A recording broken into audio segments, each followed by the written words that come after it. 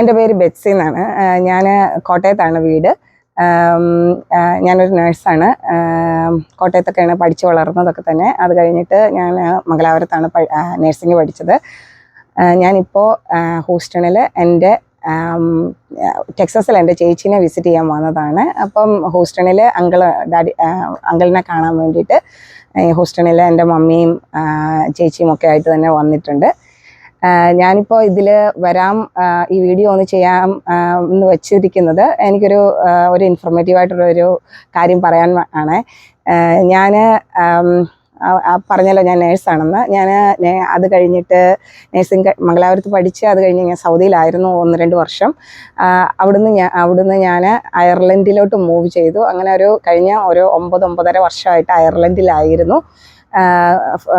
ഹസ്ബൻഡും 2 കുഞ്ഞുങ്ങളും ഒക്കെ ആയിട്ട് അങ്ങനെ ഇരുന്ന് 2021 എൻ്റെ ഡാഡി മരിച്ചു. അപ്പം ചേച്ചി, ഞങ്ങൾ 2 പിള്ളേരാണ്, ഞാനും എൻ്റെ ചേച്ചിയും. ചേച്ചി ടെക്സാസിലാണ്. അപ്പം അവരിവിടെ ഓൾറെഡി സെറ്റിൽഡ് ആയിട്ടൊക്കെ ഇരുന്നത് കൊണ്ട് ഞങ്ങൾക്ക് ഫാമിലിയുടെ വയസ്സ് ഇങ്ങോട്ട് മൂവ് ചെയ്യേണ്ടിയെന്നൊന്ന് തോന്നി അമേരിക്കയിലോട്ട്. കാരണം 2 പേരും 2 കോണ്ടിനെൻറ്റിലായിട്ട് ഇരുന്നിട്ട് കാര്യമില്ലല്ലോ. അപ്പം അങ്ങനെ ഞങ്ങൾ 2022 NCLEX RN എഴുതി. സെപ്റ്റംബർ 2022 ഞങ്ങളിങ്ങനെ NCLEX RN എഴുതി. എന്നിട്ടും കാര്യം ഈ അമേരിക്കയിലോട്ട് വരാൻ ഒത്തിരി ടൈം എടുക്കുകയും പിന്നെ ഇപ്പോഴത്തെ EB3 ഗ്രീൻ കാർഡ് വിസ വരുവാണെങ്കിൽ ഏകദേശം ഇപ്പോൾ ഫാമിലി ഫയൽ ചെയ്യുവാണെങ്കിലും അതല്ല, നമ്മൾ ഫയൽ ചെയ്തിട്ട് നമ്മൾ ഇതിനു വേണ്ടി അപ്ലൈ ചെയ്തിട്ട് വരാനാണെങ്കിൽ ഏകദേശം 10-12 വർഷത്തോളം എടുക്കുന്ന ഒരു വലിയ പ്രോസസ്സാണല്ലോ. എല്ലാവർക്കും അറിയാവുന്ന പോലെ ഇന്ത്യൻസിന് നേഴ്സ് അല്ലെങ്കിൽ ഗ്രീൻ കാർഡ് വിസ. സോ ഞങ്ങൾ അതുകൊണ്ട് വേറെ എന്ത് വഴി എന്നിങ്ങനെ ആലോചിച്ചിരുന്ന് ഇങ്ങനെ ഓൾറെഡി ഇങ്ങനെ ഇൻ്റർനെറ്റും കറക്റ്റായിട്ട് സെർച്ച് ചെയ്ത് ഞാനും സിസ്റ്ററും ഫാമിലിയും എല്ലാം ഇങ്ങനെ നോക്കിക്കൊണ്ടിരിക്കുന്നതുകൊണ്ട് ഞങ്ങൾ ഈ 2023 ജൂൺ ഫെബ്രുവരിയോളം ഞങ്ങൾ അറിഞ്ഞു ഇങ്ങനെ H1B എന്ന് പറഞ്ഞൊരു വിസ അവർ ഓപ്പൺ ചെയ്യുന്നുണ്ടെന്ന്. ഈ കോവിഡിൻ്റെ ഇത് കാരണം, കോവിഡൊക്കെ കാരണം ഈ അമേരിക്കയിൽ നേഴ്സുമാരുടെ ഷോർട്ടേജ് കാരണം അവർ ഓപ്പൺ ഇത് പണ്ട് ഇങ്ങനെ ഒരു വിസ ഉണ്ടായിരുന്നു. പക്ഷെ അധികം ആരും അങ്ങനെ ആ വിസയിൽ നേഴ്സുമാരും അങ്ങനെ കയറി വരത്തില്ല. എഞ്ചിനീയേഴ്സ് വരും. കാരണം നേഴ്സുമാർ സാധാരണ വരുന്നത് EB3 അല്ലെങ്കിൽ ഗ്രീൻ കാർഡ് വിസ എന്നുള്ള ഒരു രീതിയിലാണ്. കാരണം അവർ വന്നാൽ അത് സ്ഥിരമായിട്ട് അവർക്ക് 10 വർഷത്തേക്കൊരു വിസയാണ്. ഈ H1B കാരണം 3 വർഷം അത് കഴിഞ്ഞ് റിന്യൂ. അങ്ങനെ ഒരു എന്താണ് അതിൽ നിന്ന് നമുക്ക് ഫ്യൂച്ചർ എന്ന് അറിയാൻ മേലാത്തത് കൊണ്ടായിരിക്കും അധികം ആരും അങ്ങനെ പണ്ട് ഇങ്ങനെ ഈ H1B വിസ ഉണ്ടായിരുന്നെങ്കിലും വന്നിട്ടില്ലായിരുന്നു. പിന്നെ ഒരു ഇടയ്ക്ക് അത് അങ്ങനെ ഒരു സാധനം നിർത്തലാക്കി. അത് പിന്നെയും ഫെബ്രുവരി, ഈ 2023 ഫെബ്രുവരിയിൽ അവർ അതിനെക്കുറിച്ച് ഡിസ്കഷനൊക്കെ വരുന്ന സമയത്ത് ഇങ്ങനെ NCLEX എഴുതിയിരുന്നത് കൊണ്ടും ഒക്കെ ഞങ്ങളിങ്ങനെ ഇത് നോക്കിക്കൊണ്ടിരിക്കുന്നത് കൊണ്ട് ഞങ്ങൾക്ക് ഇങ്ങനെ അപ്ഡേറ്റ്സ് വരുന്നുണ്ടായിരുന്നു.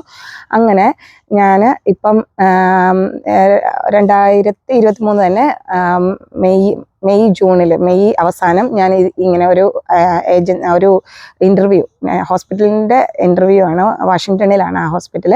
അപ്പം വാഷിങ്ടൺ സ്റ്റേറ്റ്, അവിടെ ഒരു ഹോസ്പിറ്റലിൻ്റെ ഇൻ്റർവ്യൂവിന് ഞാൻ അറ്റൻഡ് ചെയ്യുകയും അവിടെ അവർ ഗൾഫിലെ എക്സ്പീരിയൻസ് കൊണ്ടും പിന്നെ ഈ അയർലൻഡിലെ എക്സ്പീരിയൻസ് ഒക്കെ ഉള്ളതുകൊണ്ട് അവർ UK നിന്നും അയർലൻഡിൽ നിന്നും ഒക്കെ ഉള്ള നഴ്സുമാരെ, അല്ലെങ്കിൽ ഖത്തറിൽ നിന്നും ദുബായിൽ നിന്നും ഒക്കെ ഉള്ള നഴ്സുമാരെയൊക്കെ അവർ ഇങ്ങനെ റിക്രൂട്ട്, ഈ H1B വിസ വെച്ചിട്ട് റിക്രൂട്ട് ചെയ്ത് കൊണ്ടുവരുന്നുണ്ട്. അപ്പം എല്ലാവർക്കും ആദ്യമേ ഒരു പേടിയായിരുന്നു, എന്താണ് ഈ H1Bയിൽ വന്നാൽ.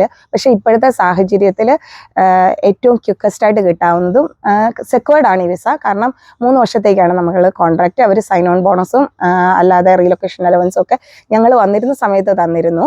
ഞാൻ വന്നിട്ടിപ്പോൾ 3 മാസമായി. ഞാൻ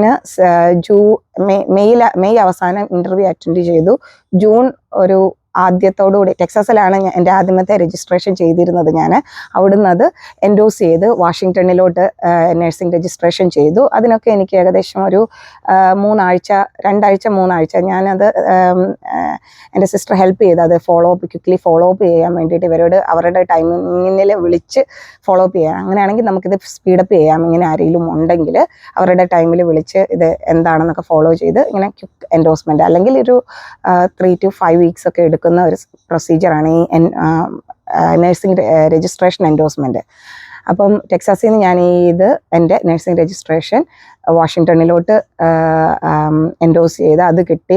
അതിന് കൊലാട്രലായിട്ട് തന്നെ അതിൻ്റെ കൂടെ തന്നെ ഞാൻ ബാക്കി എൻ്റെ H1Bയുടെ പേപ്പർ വർക്കൊക്കെ ചെയ്തു. അപ്പം എനിക്ക് ഞങ്ങളുടെ ഹോസ്പിറ്റലിൻ്റെ തന്നെ ഉള്ള ഒരു സോളിസിറ്റേഴ്സ് ഉണ്ട്. അവർ എൻ്റെ H1B പേപ്പേഴ്സ് മൂവ് ചെയ്യാൻ ഹെൽപ്പ് ചെയ്തത്. എനിക്ക് യാതൊരുവിധ പൈസയും ഇങ്ങനെ ഫാമിലി ആയിട്ട് മൂവ് ചെയ്തത് കൊണ്ടുള്ള ചിലവല്ലാതെ ഈ ഹോസ്പിറ്റലിൽ അല്ലെങ്കിൽ ആ വിസയുടെ രീതിയിൽ ഒരു യാതൊരുവിധ ചിലവും ഇല്ല. എൻ്റെ എയർ ടിക്കറ്റ് ഉൾപ്പെടെ എല്ലാ കാര്യങ്ങളും ഹോസ്പിറ്റലാണ് എടുക്കുന്നത്. ആൻഡ് ആ റീലൊക്കേഷൻ ബെനിഫിറ്റിൽ നിന്ന് അവരത് ഡിഡക്റ്റ് ചെയ്തോളും. അങ്ങനെ ഈ H1B എനിക്ക് ഏകദേശം ഒരു എല്ലാ കാര്യങ്ങൾ കൂടെ H1Bക്ക് അപ്ലൈ ചെയ്തിട്ടും ജൂലൈ 17-ാം തീയതിയാണ് ഞാൻ H1Bക്ക് ആദ്യമേ വെക്കുന്നത്. H1B ഏകദേശം 3-4 ആഴ്ച കൊണ്ട് തന്നെ എനിക്ക് അപ്രൂവലായി കിട്ടി. പിന്നെ അയർലൻഡിൽ നിന്നായതുകൊണ്ട് എനിക്ക് അമേരിക്കയുടെ കൗൺസിലേറ്റിൽ നിന്നൊരു ഇൻ്റർവ്യൂവിനുള്ള ഡേറ്റ് വളരെ പെട്ടെന്ന് തന്നെ എടുക്കാൻ പറ്റി. എനിക്ക് തോന്നുന്നത് ദുബായിൽ നിന്നും ഖത്തറിൽ നിന്നും ഒക്കെ തന്നെയും വളരെ എളുപ്പത്തിൽ കിട്ടും. ഇന്ത്യയിൽ ഇത് ഒരു കുറച്ച് ഡിലേ ഉണ്ട്. ഇന്ത്യയിൽ നിന്നാണ് നിങ്ങൾ ഈ H1Bയുടെ കൗൺസിലേറ്റ് ഇൻ്റർവ്യൂവിൻ്റെ ഡേറ്റ്, അതാണ് വേറൊരു കടമ്പ. ആ ഡേറ്റ് കിട്ടാൻ ഒരു ശകലം താമസമുണ്ട്. അപ്പം എനിക്കിത് പെട്ടെന്ന് കിട്ടിയത് കൊണ്ട് തന്നെ കൗൺസിലേറ്റ് ഇൻ്റർവ്യൂവിൽ പിന്നെ ഞാൻ നേരത്തെ അമേരിക്കയിൽ വന്നിട്ടുണ്ട്. അതുകൊണ്ട് എനിക്ക് പ്രത്യേകിച്ച് വലിയ ചോദ്യോത്തരങ്ങളൊന്നും ഇല്ലാതെ തന്നെ അല്ലെങ്കിൽ ഞങ്ങളുടെ ഫിംഗർ പ്രിൻറ്റോ ഡേറ്റാസോ ഒന്നും കൊടുക്കേണ്ടി വന്നില്ല. ഡയറക്റ്റ് തന്നെ ഇൻ്റർവ്യൂ കഴിഞ്ഞു. അവർ ഡയറക്റ്റ് ഹസ്ബൻഡിനോടും ചോദിച്ചു, ഈ വിസയിൽ വരുമ്പോൾ ഹസ്ബൻഡിന് വരുന്ന സമയത്ത് നമുക്ക് വർക്ക് ചെയ്യാൻ പറ്റത്തില്ല.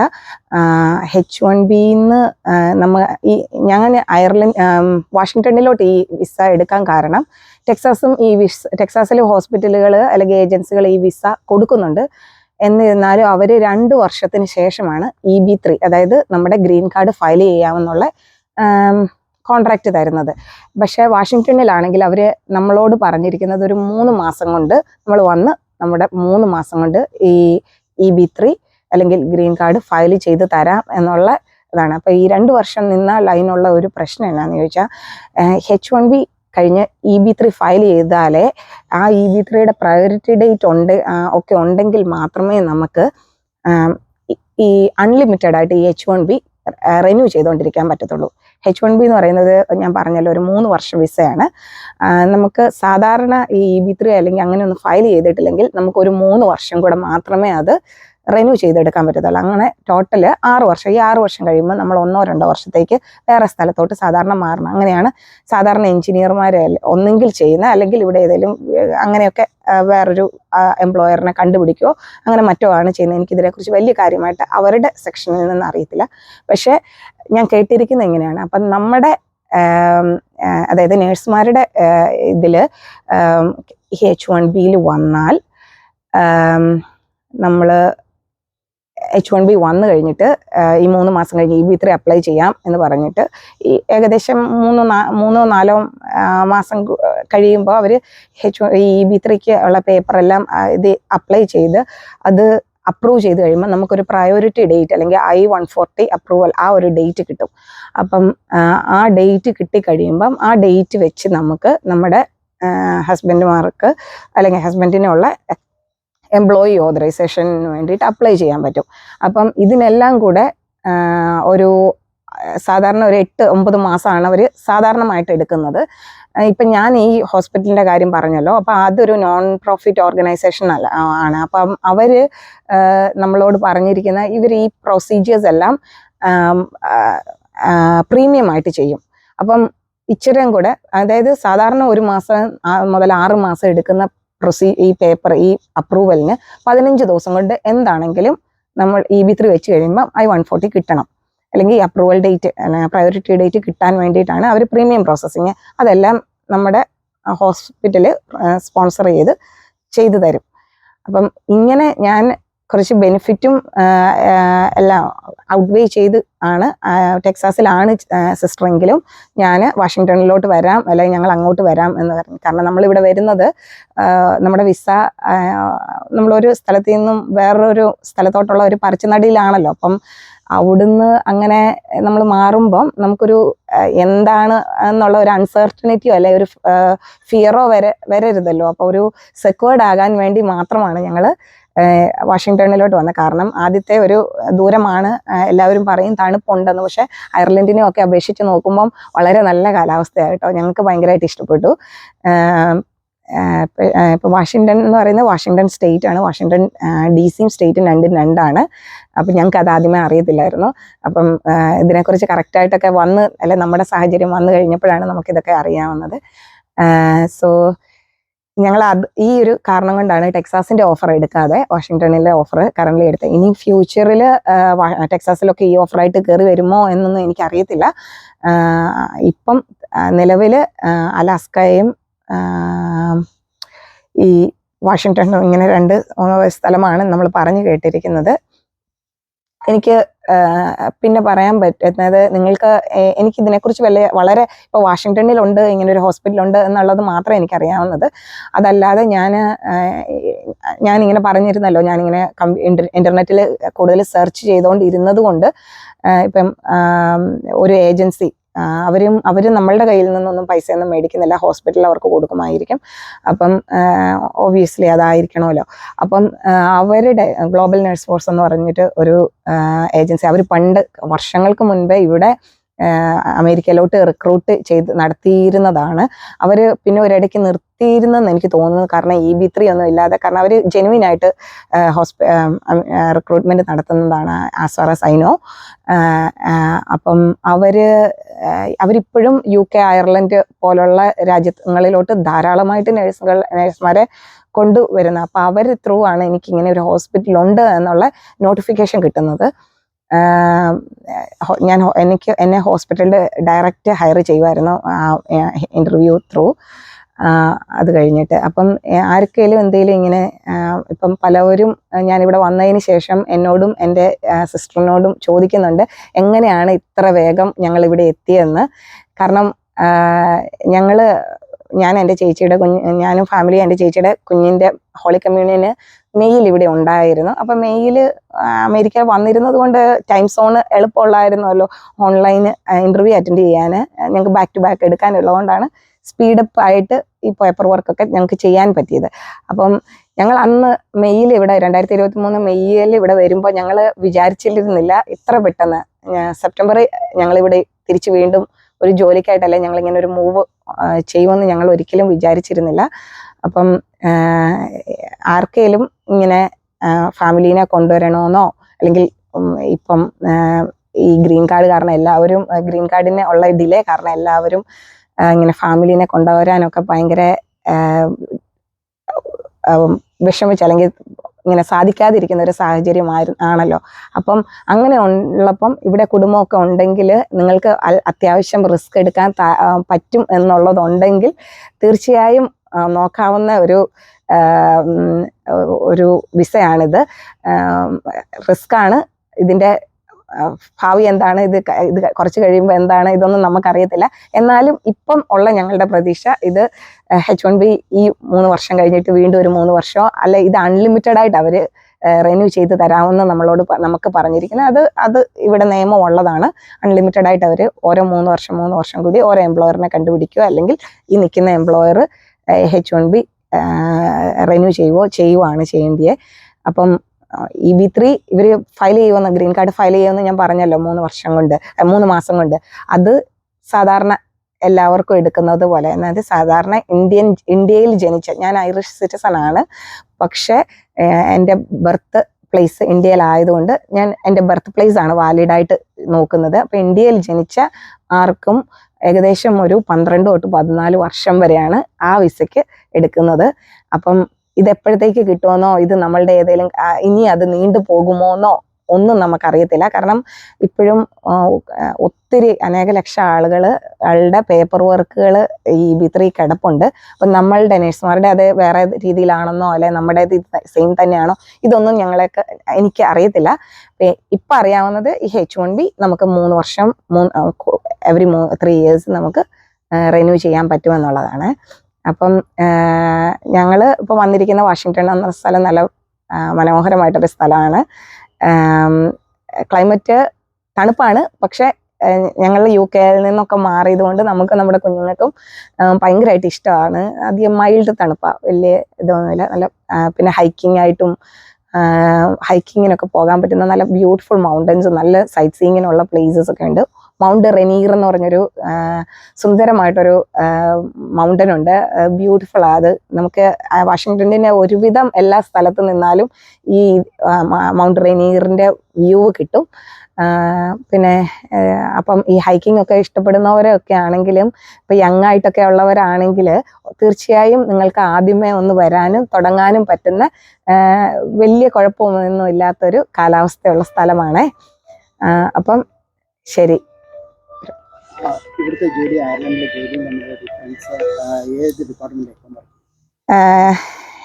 ഞാൻ ഇപ്പം വർക്ക് ചെയ്യുന്നത് മെഡിക്കൽ ഓങ്കോളജി എന്ന് പറഞ്ഞിട്ട് മെഡിക്കൽ ഓങ്കോളജി എന്നുള്ള ഡിപ്പാർട്ട്മെൻറ്റിലാണ്.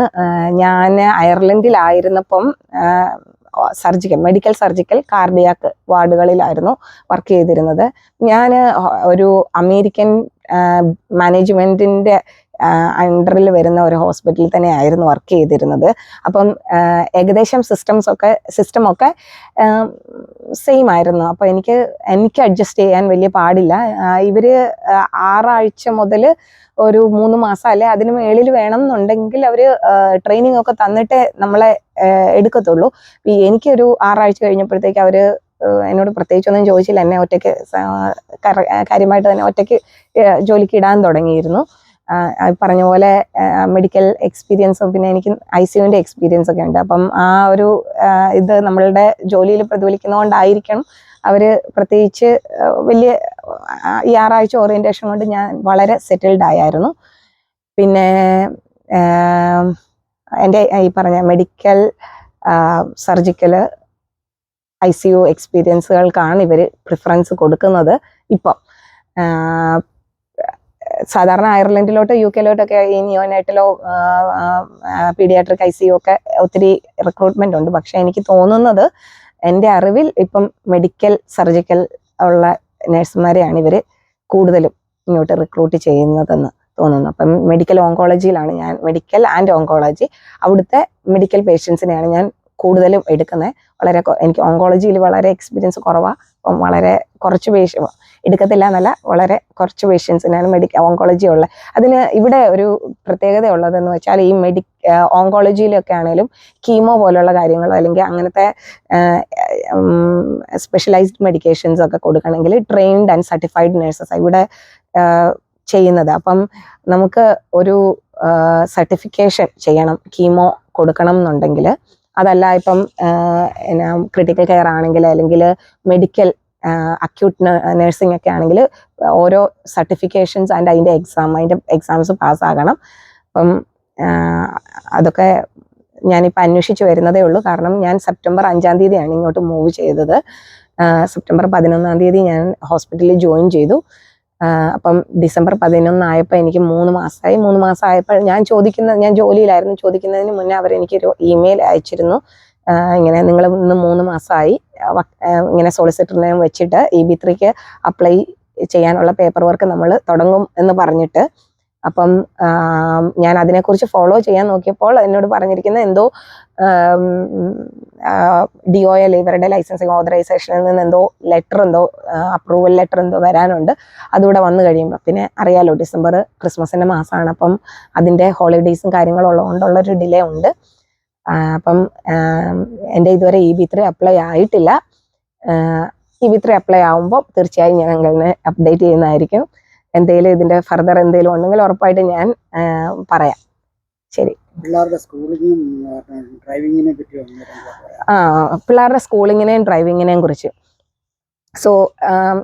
എനിക്ക് 2 കുട്ടികളാണ്. ഒരാൾ 6 വയസ്സ് ഇസബella, രണ്ടാമത്തെ ആള് ഇസ്ഹാഖ്, അവൻ 2 വയസ്സ്. അപ്പം രണ്ടാമത്തെ ആളാണ് ഒരു രീതിയിൽ ഈ മൂവ്മെന്റ് ഒന്നും ഞങ്ങളുടെ ഈ റീലൊക്കേഷൻ ഒന്നും അയാളെ ബാധിച്ചിട്ടില്ല, പുള്ളി അറിഞ്ഞിട്ട് പോലും ഇല്ല. ഞങ്ങളുടെ ആദ്യത്തെ മൂത്ത കുട്ടി അവള് അയർലൻഡിൽ കഴിഞ്ഞ 3 വർഷമായിട്ട് പഠിക്കുമായിരുന്നു. അപ്പം അവൾക്ക് ഒത്തിരി സുഹൃത്തുക്കളെയും എല്ലാം അയർലൻഡിലെ മിസ് ചെയ്യുന്നുണ്ട്. അയർലൻഡിലെ പോലെ ഒരു സാഹചര്യം അല്ല അമേരിക്കയിൽ. ഇച്ചിരിയും കൂടെ സേഫ്റ്റി ഇഷ്യൂ കാരണം അറിയാമല്ലോ, നമ്മൾ അധികം കുട്ടികളെയൊന്നും അങ്ങനെ പുറത്തോട്ട് വിടത്തില്ല. എന്നാൽ നമ്മളുടെ ഒരു നാടൻ ഒരു രീതിയാണ്, അല്ലെ നമ്മളുടെ നാടനല്ല, നമ്മുടെ ഒക്കെ പേരൻസിൻ്റെ ഒക്കെ കാലത്തുള്ള രീതിയാണ് അയർലൻഡിൽ കുട്ടികളുടെ ഭയങ്കര സേഫ് ആയതുകൊണ്ട് നമുക്ക് ഇറങ്ങോ പോവോ, അല്ലെങ്കിൽ രാവിലെ 7 മണിക്ക് കുഞ്ഞുങ്ങൾ വീട്ടിൽ നിന്ന് എങ്ങോട്ടേലും വീടിൻ്റെ ഏരിയയിലോട്ടോ ഫ്രണ്ട്സിൻ്റെ വീട്ടിലോട്ടൊക്കെ പോയാൽ എല്ലാവരും ആ കുഞ്ഞുങ്ങളിൽ ഒരു കണ്ണ്, നമ്മൾ പേരൻസ് വേണമെന്നില്ല, ആരെയും ഒക്കെ കുഞ്ഞുങ്ങളെ നോക്കിക്കോളും. അങ്ങനെ തിരിച്ച് ഏതെങ്കിലും ഒക്കെ സമയത്ത് തിരിച്ച് കയറി വരും. നമുക്ക് അങ്ങനെ ഒരു സാഹചര്യമായിരുന്നു അയർലൻഡിലുള്ള. പക്ഷെ അമേരിക്കയിൽ വന്നപ്പോൾ അവൾ ഏറ്റവും മിസ് ചെയ്യുന്നത് ഫ്രണ്ട്സിനെയാണ്. കാരണം വീടിനുള്ളിൽ അല്ലെങ്കിൽ വീടിൻ്റെ ബാക്ക് യാർഡിൽ മാത്രമാണല്ലോ അവരുടെ ജീവിതം ഇരിക്കുന്നത്. അപ്പോൾ അവരുടെ ഒരു ഫ്രണ്ട്സ് എന്നുള്ളൊരു സർക്കിള് സ്ലോലി മേക്ക് ചെയ്യും. നമുക്കിവിടെ നല്ലൊരു മലയാളി കമ്മ്യൂണിറ്റിയും, അല്ലെ ഞങ്ങൾ ഇന്ത്യൻ ഓർത്തഡോക്സ് ആണ്, അപ്പോൾ അവരുടെ ചർച്ചും അല്ലെങ്കിൽ കാത്തലിക്സിൻ്റെ ഒക്കെ ചർച്ചൊക്കെ ഉണ്ട്. അപ്പം അത് സെറ്റ് ആയിക്കോളും. പിന്നെ കുഞ്ഞുങ്ങളുടെ സ്കൂളിൻ്റെ വെച്ച് നോക്കുവാണെങ്കിൽ ഇവിടെ ഈ 4 വരെയുള്ള കുഞ്ഞുങ്ങൾക്ക് ഇച്ചിരി കൂടെ ഫ്രീ ആയിട്ട് എന്താ പറയുക, വലിയ കാര്യമായിട്ട് ഹോംവർക്ക് ഒന്നും ഇല്ലാത്ത ഒരു രീതിയിലുള്ള എഡ്യൂക്കേഷനാണെന്ന് പറഞ്ഞു. അത് ആദ്യമേ ഞങ്ങൾക്കൊരു ബുദ്ധിമുട്ടുണ്ട്. കാരണം കുഞ്ഞ് ഓൾറെഡി ഈ കാര്യങ്ങളൊക്കെ അവിടുന്ന് പഠിച്ചു വന്നിരുന്നത് കൊണ്ട് അവൾക്ക് ഇപ്പോൾ ബോറിംഗ് ആണെന്നുള്ളത് പറയുന്നുണ്ട്. പക്ഷെ കളി സ്കൂളിങ്ങൊക്കെ എളുപ്പമാണ്. നമുക്ക് ഏതെങ്കിലും ഒരു പ്രദേശത്താണ് നമ്മൾ താമസിക്കുന്നത്, നമ്മൾ വാടകയ്ക്ക് എടുക്കുന്നത് അല്ലെങ്കിൽ വീട് മേടിക്കുന്നതെന്നുണ്ടെങ്കിൽ ആ പ്രദേശത്തിനോടനുബന്ധിച്ചുള്ള സ്കൂളുകളിലാണ് ഇവിടെ അഡ്മിഷൻ കിട്ടുന്നത്. അപ്പം ഏത് സ്കൂളാണ് നല്ലത് എന്ന് നോക്കിയെടുക്കുക എന്നുള്ളത് ഇവിടെ ഒരു ഇമ്പോർട്ടൻ്റ് കാര്യമാണ്. അപ്പം ഇവിടെ നേരത്തെ വന്നിരിക്കുന്ന ആൾക്കാരോടോ അല്ലെങ്കിൽ ഇപ്പം ഒരു സ്ഥലത്തോട്ട് വരുമ്പോൾ ഞങ്ങൾ ചെയ്തത്, ഇപ്പോൾ വാഷിങ്ടൺ മലയാളി അസോസിയേഷനുമായിട്ട് ബന്ധപ്പെട്ട് അവർക്ക് വാട്സപ്പ് ഗ്രൂപ്പ് ഉണ്ടായിരുന്നു. അപ്പോൾ അവരോട് നമുക്ക് നമ്മുടെ സംശയങ്ങളൊക്കെ ചോദിക്കാമായിരുന്നു. അവർ ഭയങ്കര ഹെൽപ്ഫുൾ ആയിരുന്നു കേട്ടോ. അപ്പം നല്ല അവർ പറഞ്ഞു തരും നമുക്ക്.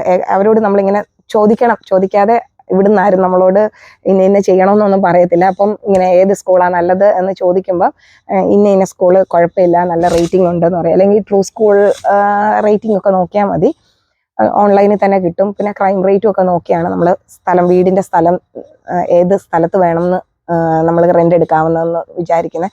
അപ്പം ഞങ്ങൾ അവിടെ ഒരു 2 ബെഡ്റൂം അപ്പാർട്ട്മെൻ്റ് ആണ് ഇപ്പം ഞങ്ങൾ റെൻറ്റിന് എടുത്തിരിക്കുന്നത്.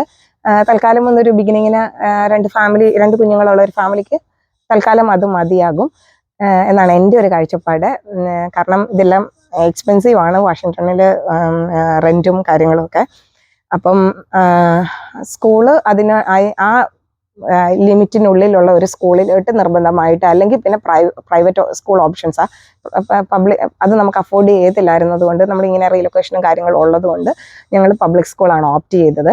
അപ്പം ബെല്ല എന്നാണ് കുഞ്ഞിനെ വിളിക്കുന്നത്. അപ്പോൾ അവള് ആദ്യത്തെ സ്കൂളിൽ 1ാം ക്ലാസ്സിൽ പഠിക്കുന്നു. അവള് പെട്ടെന്ന് അഡാപ്റ്റായി, അവൾക്ക് സ്കൂളൊക്കെ ഇഷ്ടമാണ്. മുഴുവൻ സമയം കളികളൊക്കെയാണ് 4ാം ക്ലാസ്സൊക്കെ വരെ.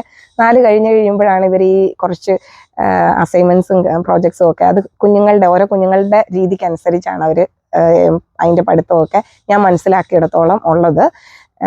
പിന്നെ മലയാളി കുട്ടികളെയൊക്കെയാണ് എനിക്ക് തോന്നുന്നത് അവർ പല പ്രോഗ്രാംസിലൊക്കെ ഔട്ട് ഓഫ് സ്കൂള് ചേർക്കാനുണ്ടെന്നൊക്കെ പറഞ്ഞു കേട്ടിട്ടുണ്ട്.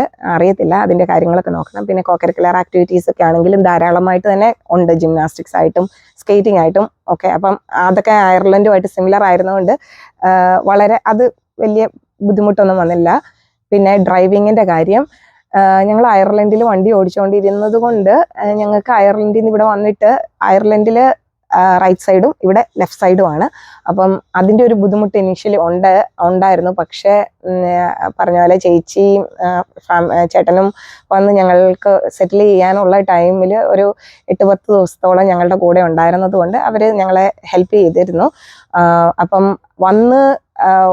വന്നതിൻ്റെ പിറ്റേ ദിവസം തന്നെ ഞങ്ങൾ സോഷ്യൽ സെക്യൂരിറ്റി കാർഡിൻ്റെ എടുക്കാൻ വേണ്ടിയിട്ടുള്ള അപ്പോയിൻമെൻറ്റ്സ് എടുത്തു. രാവിലെ അവിടെ പോയി അത് ചെയ്ത് അതിൻ്റെ നമ്പർ പിറ്റേ ദിവസം തന്നെ, കാർഡ് കിട്ടാൻ വൈകും, ഇലക്ട്രോണിക്കലി നമ്പർ ജനറേറ്റ് ചെയ്യണമെന്ന് ചേച്ചിക്കൊക്കെ അറിയാവുന്നതുകൊണ്ട് അവർ പറഞ്ഞിരുന്നു. ഞങ്ങൾ ഇലക്ട്രോണിക്കലി ആ നമ്പർ ജനറേറ്റ് ചെയ്ത് അവരുടെ നിന്ന് മേടിച്ച് ആ നമ്പറും കൊണ്ട് പിറ്റേ ദിവസം തന്നെ കിട്ടിയ അന്ന് തന്നെ ഞങ്ങൾ പോയി ഡിപ്പാർട്ട്മെൻറ്റ് ഓഫ് ലൈസൻസിങ് DOL പോയി ഈ പരീക്ഷയ്ക്ക് ഒരു ID എടുത്ത് റിട്ടൺ എക്സാമിന് ബുക്ക് ചെയ്തു. അത് ഓരോ ഡ്രൈവിംഗ് സ്കൂൾ ഉള്ള അവർക്ക് അതിന് ഓതറൈസേഷൻ ഉണ്ട് വാഷിങ്ടണിൽ. DOL ഈ പരീക്ഷ നടത്തുന്നത്. കാരണം ഇത് പെട്ടെന്ന് ഇതിൻ്റെ നടത്തിപ്പിൻ്റെ സുഗമമായിട്ട് ഉള്ള നടത്തിപ്പിന് വേണ്ടിയിട്ട് DOL അവർ ഈ പരീക്ഷ നടത്തുക. അപ്പോൾ അവർ ഏതെങ്കിലും ഒരു ഡ്രൈവിംഗ് സ്കൂളിൽ, ഓതറൈസ്ഡ് ആയിട്ടുള്ള ഡ്രൈവിംഗ് സ്കൂളിൽ വിളിച്ച് ഈ ടെസ്റ്റിന് ഡേറ്റ് എടുത്ത്, പേപ്പർ ബേസ്ഡ് ആയിരുന്നു. പേപ്പറിനകത്ത് നമ്മൾ മാർക്ക് ചെയ്ത് ഉത്തരം മാർക്ക് ചെയ്ത് അങ്ങനെ അത് പ്രറ്റി ഈസി ആയിരുന്നു ഞങ്ങളെ സംബന്ധിച്ചിടത്തോളം. അയർലൻഡിലെ നിയമങ്ങളും ഇവിടുത്തെ നിയമങ്ങളും നിയമങ്ങൾ എല്ലായിടത്തും ഇന്ത്യയിൽ നിയമം ഉണ്ട്. പക്ഷെ അധികം നമ്മൾ അറിവ് ഉണ്ടായിരുന്നില്ല ഇന്ത്യയിലായിരുന്നപ്പം. പക്ഷെ അയർലൻഡിലൊക്കെ ഓടിച്ചിരുന്നത് കൊണ്ട് നിയമങ്ങൾ നമുക്ക് ഇച്ചിരി കൂടെ അറിവുണ്ട്. അപ്പം ആ ഒരു രീതിയിൽ ഞങ്ങൾക്ക് എളുപ്പമായിരുന്നു. ആ റിട്ടൺ ടെസ്റ്റ് കിട്ടി. ഞാനും ഹസ്ബൻഡും ഒരു ദിവസം തന്നെ റിട്ടൺ ടെസ്റ്റ് എഴുതിയത്. അത് കഴിഞ്ഞ് എനിക്ക് ജോലി ഉണ്ടായിരുന്ന കാരണം എനിക്ക് ഒരാഴ്ചയും കൂടെ കഴിഞ്ഞിട്ട് ഡ്രൈവിംഗ് ടെസ്റ്റിന് എഴുതാൻ പറ്റിയ. ഹസ്ബൻഡ് അതിൻ്റെ പിറ്റേ ദിവസം തന്നെ ഡ്രൈവിംഗ് ടെസ്റ്റിന് എടുത്തു. അപ്പോൾ ഈ ഡ്രൈവിംഗ് ടെസ്റ്റിന് മുന്നേ ഒരു വാമപ്പ് ക്ലാസ് കൂടെ എടുത്ത് അതിനെ വഴി ഡ്രൈവിംഗ് ടെസ്റ്റ് കൂടെ എടുത്തു കഴിഞ്ഞപ്പം ആദ്യത്തെ ചാൻസ് തന്നെ ഞങ്ങൾക്ക് രണ്ടുപേർക്കും, അതായത് ഒരാഴ്ച കഴിഞ്ഞപ്പോൾ എനിക്കും ആദ്യത്തെ ആഴ്ച ഹസ്ബൻഡിനും കിട്ടി. അപ്പം വൺസ് ഞങ്ങൾക്ക് വണ്ടി ഓടിക്കാനുള്ള ലൈസൻസ് കിട്ടി, വണ്ടി രജിസ്റ്റർ ചെയ്ത് വണ്ടി മേടിക്കാനൂടെ പറ്റി. വണ്ടിയും ലൈസൻസും ഉണ്ടെങ്കിൽ തന്നെ നമ്മുടെ റീലൊക്കേഷൻ്റെ ഒരു വലിയ ബുദ്ധിമുട്ട് മാറുമല്ലോ. കാരണം വണ്ടിയില്ലാതെ പബ്ലിക് ട്രാൻസ്പോർട്ടേഷന് ഈ അമേരിക്കയിൽ വാഷിങ്ടണിൽ, ഇപ്പം നമ്മൾ നിൽക്കുന്ന വാഷിങ്ടണിൽ അധികം പബ്ലിക് ട്രാൻസ്പോർട്ട് ഭയങ്കര കുറവാണ്. ഞങ്ങൾ മനസ്സിലാക്കിയെടുത്തോളം. ഉണ്ടെങ്കിലും ഇച്ചിരി പൈസയും കൂടുതലാണ്. പിന്നെ അധികം ഞങ്ങൾക്ക് അത്ര സേഫായിട്ട് തോന്നിയില്ല. അപ്പം പബ്ലിക് ട്രാൻസ്പോർട്ടേഷനെ കഴിഞ്ഞും സെറ്റിലാകാൻ എളുപ്പം ഇതുപോലെ എളുപ്പത്തിൽ ഡ്രൈവിംഗ് ലൈസൻസ് കിട്ടുന്നത് കൊണ്ട് ഡ്രൈവിംഗ് ലൈസൻസ് എടുക്കുക എന്നുള്ളതാണ്. ശരി.